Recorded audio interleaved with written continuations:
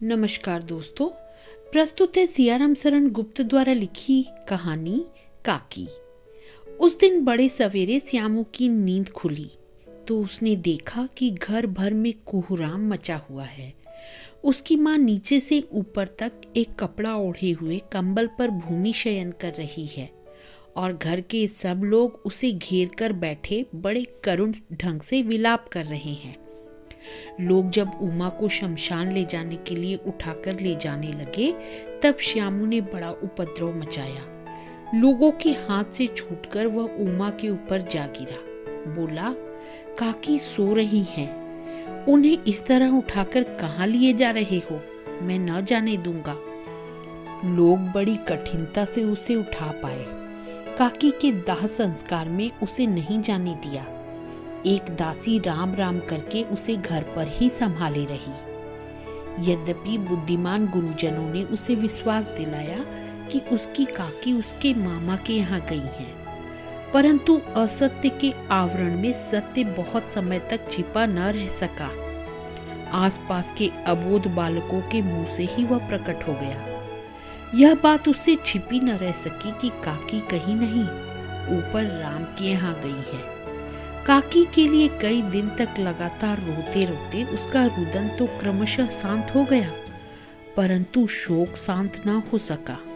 वर्षा के अनंतर 1-2 दिन में ही पृथ्वी के ऊपर का पानी तो अगोचर हो जाता है, परंतु भीतर ही भीतर उसकी आर्द्रता जैसे बहुत दिन तक बनी रहती है। वैसे ही उसके अंतस्थल में वह शोक जाकर बस गया था। वह प्रायः अकेला बैठा बैठा शून्य मन से आकाश की ओर ताका करता। एक दिन उसने ऊपर आसमान में पतंग उड़ती देखी। न जाने क्या सोचकर उसका हृदय एकदम खिल उठा। विश्वेश्वर के पास जाकर बोला, काका मुझे एक पतंग मंगा दो।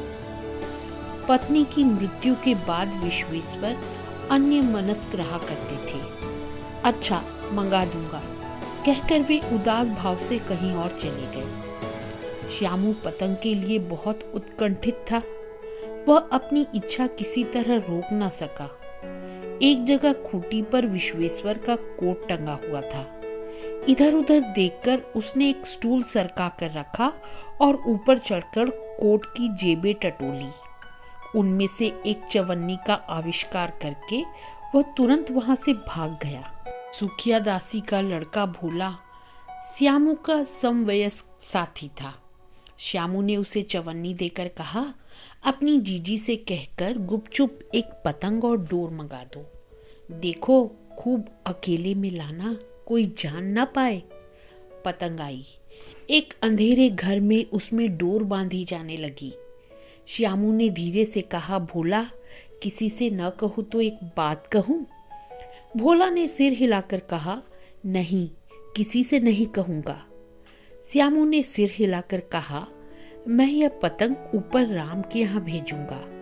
इसे पकड़कर काकी नीचे उतरेंगी। मैं लिखना नहीं जानता, नहीं तो इस पर उनका नाम लिख देता। भोला श्यामू से अधिक समझदार था। उसने कहा, बात तो बहुत अच्छी है, परंतु एक कठिनता है। यह डोर पतली है, इसे पकड़कर काकी उतर नहीं सकती। इसके टूट जाने का डर है। पतंग में मोटी रस्सी हो तो सब ठीक हो जाएगा। श्यामू गंभीर हो गया। मतलब यह कि बात लाख रुपए की सुझाई गई है, परंतु कठिनता यह थी कि मोटी रस्सी कैसे मंगाई जाए।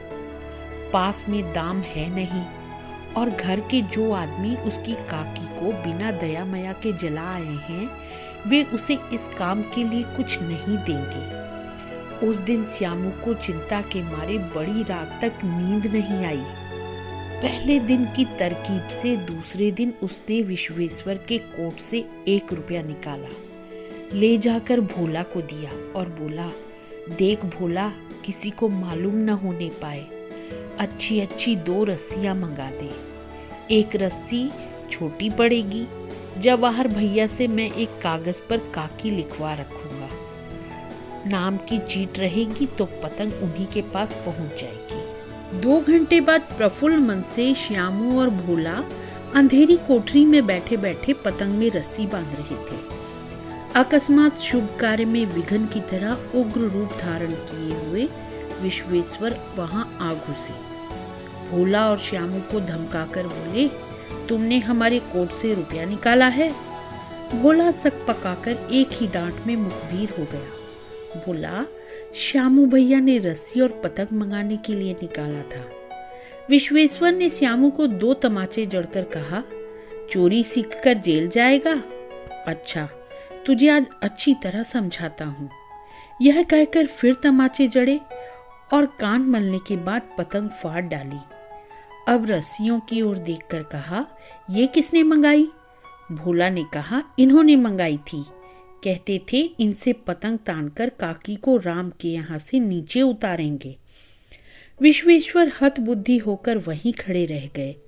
उन्होंने फटी हुई पतंग उठाकर देखी। उस पर चिपके हुए कागज पर लिखा हुआ था, काकी। तो दोस्तों, यह थी सियाराम शरण गुप्त द्वारा लिखी कहानी काकी। इस कहानी से हमने जाना कि बच्चों का हृदय अत्यंत कोमल, भावुक और संवेदनशील होता है। वे मातृ वियोग की पीड़ा को सहन नहीं कर पाते हैं।